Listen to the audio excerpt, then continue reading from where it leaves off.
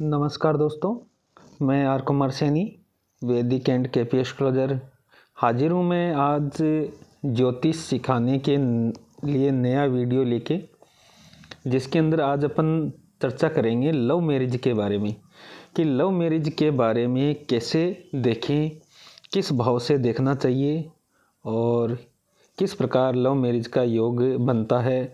और love marriage है वो लोअर कास्ट में होगी या हाई कास्ट के अंदर होगी, या जातिका का या जातक का जीवन साथी है वो कैसा रहेगा, इस सब के बारे में आज अपन इस वीडियो के अंदर चर्चा करेंगे। एक एग्जाम्पल के तौर पे मैं एक कुंडली लेता हूँ। जैसा कि आप देख रहे हैं कि ये कन्या लगन की कुंडली है। 6 नंबर राशि होती है, वो कन्या राशि होती है। कन्या लगन की कुंडली है और कन्या लगन के अंदर लग्नेश है वो बुध बनता है, जो छठे भाव में बैठा हुआ है। लव मैरिज के लिए पंचम भाव का, यानी पंचम भाव का और सप्तम भाव जो वैवाहिक जीवन का जीवन साथी का भाव होता है, उसकी गणना करनी आवश्यक होती है। अब देखना यह होता है कि कुंडली के अंदर जब पंचमेश या सप्तमेश का आपस में युति हो, या दृष्टि संबंध हो, या दूसरे का स्थान परिवर्तन हो, तो लव मैरिज के योग बनते हैं। तो इस कुंडली के अंदर आपको देखना है सबसे पहले पंचमेश की स्थिति। यहाँ पे पंचम भाव का स्वामी जो है वो बनता है मकर राशि का स्वामी शनि, और शनि बैठा हुआ है सप्तम भाव में। अब दूसरी चीज़ इसके अंदर ये देखनी है कि सप्तम भाव का यहाँ स्वामी बनेगा, मीन राशि का स्वामी होता है गुरु, और गुरु बैठा हुआ है पंचम भाव में मकर राशि के अंदर। और मकर राशि है वो गुरु की नीच राशि मानी जाती है, नीच राशि मानी जाती है। यानी यहाँ पे गुरु और शनि दोनों एक दूसरे के साथ में स्थान परिवर्तन कर रहे हैं। यानी कि शनि है वो गुरु की राशि में बैठा हुआ है और गुरु है वो शनि की राशि के अंदर बैठा हुआ है। दोनों एक दूसरे के स्थान के अंदर बैठे हुए पंचम भाव में और सप्तम भाव में। यानी इस कुंडली के अंदर लव मैरिज का योग है। लेकिन ये लव मैरिज कैसे होगी, किस प्रकार होगी, आसानी से होगी या घर से भागकर होगी, या कोर्ट मैरिज होगी, या मंदिर के अंदर होगी, ये चीज़ें अपन को निकालनी है। अब आपको देखना ये है कि यहाँ पे तीसरे भाव का स्वामी मंगल और अष्टम भाव का स्वामी मंगल है वो लगन में बैठा हुआ है और पंचमेश को देख रहा है और सप्तम भाव पे दृष्टि डाले हुए है एक चीज़। और मंगल की दृष्टि है वो चतुर्थ भाव पे भी पड़ रही है। अब आपको इसमें देखना ये है कि जब तीसरे भाव का स्वामी, यानी चतुर्थ भाव होता है वो घर का, परिवार का, माता का स्थान होता है, और उसका व्यय स्थान होता है, 12वां स्थान होता है, वो तीसरा भाव होता है। यानी घर का व्यय करने वाला या घर से दूर ले जाने वाले भाव का स्वामी बना यहाँ पे मंगल, और मंगल का संबंध बन रहा है सप्तम भाव और पंचमेश से। दूसरी चीज कि अष्टम भाव का स्वामी भी यहाँ पे मंगल है। जब तीसरे भाव का स्वामी ही अष्टम भाव का स्वामी हो तो ये परिवार से दूरी बना देता है। यहाँ पे मंगल है तो मंगल साहस भर देगा जातक या जातिका के अंदर कि वो घर से भाग के, घर से दूरी बना के, क्योंकि मंगल जोश, उत्तेजना, धैर्य की कमी, इन सब का कारक होता है। और इनका संबंध शनि के साथ में बनता है तो उग्रता और ज़्यादा आ जाती है स्वभाव में। और कन्या लगन के अंदर मंगल बैठा हो तो उसके अंदर उग्रता और भी ज़्यादा आ जाती है। प्लस मंगल है वो राहु के साथ में बैठा हुआ है। राहु क्या करेगा, लगन के अंदर बैठा हुआ है, बुद्धि भ्रमित कर देगा, क्योंकि राहु की पंचम दृष्टि है वो गुरु पे पड़ रही है। यानी बुद्धि आदि तो वैसे भी काम करनी बंद कर देगी। सप्तम भाव और पंचमेश भी पड़ रही है।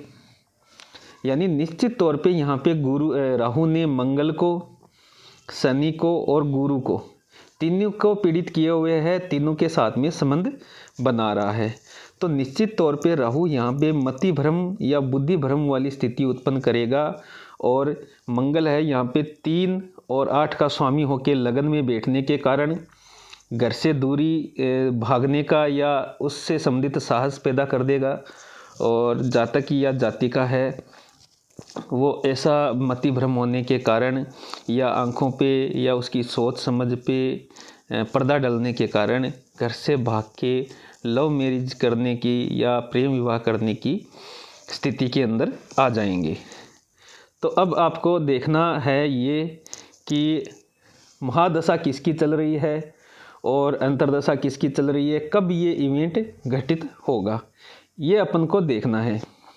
ये अपन को देखने के लिए क्या करना पड़ेगा कि महादशा के अंदर देखना पड़ेगा कि किसकी महादशा चल रही है। कुंडली के अंदर जुलाई 2021 तक शुक्र की महादशा चल रही थी और अब है सूर्य की महादशा चल रही है। अब अपन देखते हैं कि शुक्र और सूर्य है वो किसके नक्षत्र के अंदर बैठे हैं और क्या उनकी लगन स्थिति है। यहाँ पे सूर्य है वो छठे भाव के अंदर बैठा हुआ है, 12वें भाव का स्वामी होके। एक चीज़ शुक्र है वो भी सूर्य के साथ में छठे भाव के अंदर बैठा हुआ है, यानी सूर्य है वो सरकार आदि का कारक होता है। और शुक्र यहाँ पे दूसरे का और नवम भाव का स्वामी होके छठे भाव के अंदर बैठा हुआ है, लग्नेश के साथ में बैठा हुआ है। यानी ये यहाँ पे सूर्य है शादी को कोर्ट या मंदिर का रुख देने के लिए की ओर मोड़ रहा है। अब आपको देखना है कि शुक्र है वो किसके नक्षत्र के अंदर है।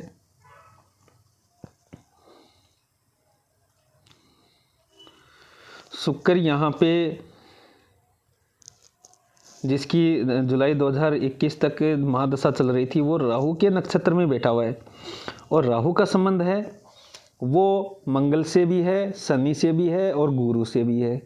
यानी पंचमेश, सप्तमेश और तृतीयेश से राहु संबंध बना रहा है और लगन के अंदर बैठा हुआ है।